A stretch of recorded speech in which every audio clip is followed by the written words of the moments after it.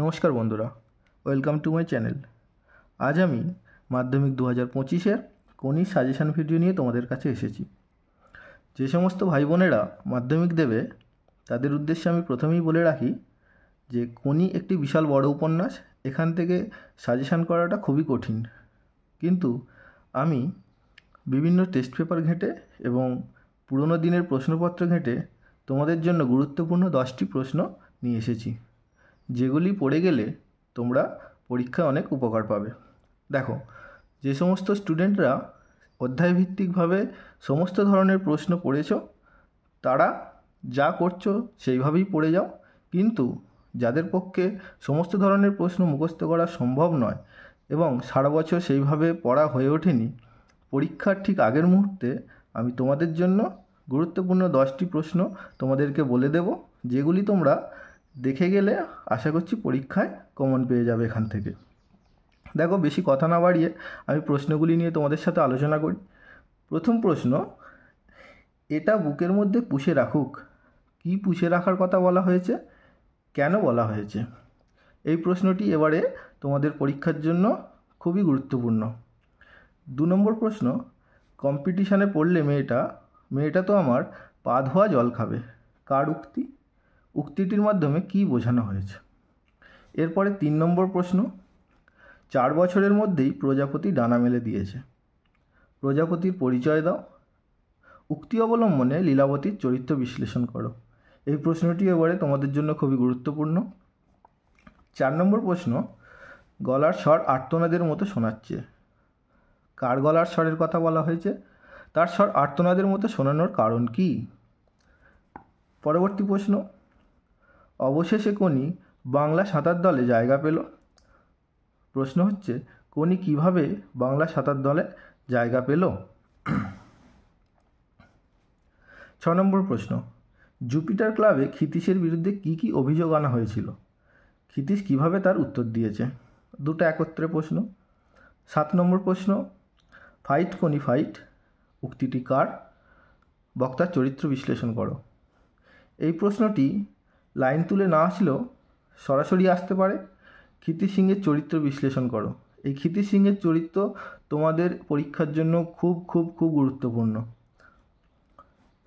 8 নম্বর প্রশ্ন, কোনি উপন্যাস অবলম্বনে কোনির চরিত্র বিশ্লেষণ করো। পরবর্তী প্রশ্ন, কোনির জীবনে ক্ষিতীশের অবদান আলোচনা করো। এবং তোমাদের জন্য শেষ প্রশ্ন হলো, দারিদ্র্য আর বঞ্চনার বিরুদ্ধে কোনির যে লড়াই তা সংক্ষেপে আলোচনা করো।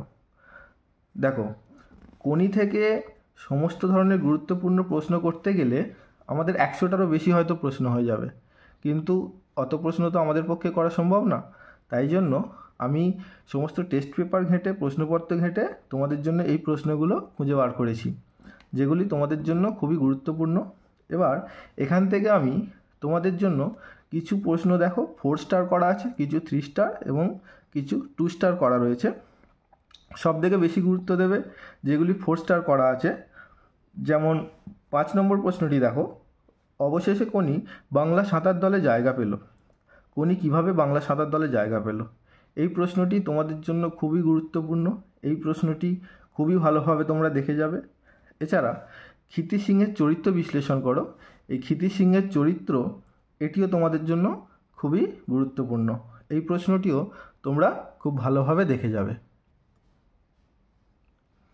এরপর যে প্রশ্নগুলি 3 স্টার দেওয়া আছে সেগুলিও তোমরা খুব গুরুত্বপূর্ণ হিসাবে পড়ে যাবে। যেমন, এটা বুকের মধ্যে পুষে রাখুক। কি পুষে রাখার কথা বলা হয়েছে, কেন বলা হয়েছে? এটিও তোমাদের জন্য খুবই খুবই গুরুত্বপূর্ণ। এবং 4 বছরের মধ্যেই প্রজাপতি ডানা মেলে দিয়েছে, এই লাইনটি তুলে এবারে প্রশ্ন আসার সম্ভাবনা খুবই প্রবল। প্রজাপতির পরিচয় দাও। উক্তি অবলম্বনে লীলাবতীর চরিত্র বিশ্লেষণ করো। এই প্রশ্নগুলি তোমরা ভালো করে করে যাবে। দেখো, আমি আবারও বলছি, যারা ভালো স্টুডেন্ট, সমস্ত ধরনের প্রশ্ন চ্যাপ্টার ভিত্তিক করেছো, তারা সেইভাবেই করে যাও। কিন্তু যারা ভাবছো যে সারা বছর সেইভাবে পড়া হয়নি, এই মুহূর্তে একেবারে শেষ মুহূর্তে কয়েকটি প্রশ্ন গুরুত্বপূর্ণ কোনগুলো, যেগুলো দেখে গেলে হয়তো কমন পেয়ে যাব, তাদের জন্য বলছি তোমরা এই প্রশ্নগুলো খুব ভালোভাবে দেখে যাও। আশা করছি তোমরা পরীক্ষার হলে গিয়ে কমন পাবে। ভিডিওটি শেষ পর্যন্ত দেখার জন্য অসংখ্য ধন্যবাদ। যারা আমার চ্যানেলে নতুন তারা আমার চ্যানেলটিকে একটি সাবস্ক্রাইব করে দিও এবং পাশে থাকা বেল আইকনটি ক্লিক করে দিও।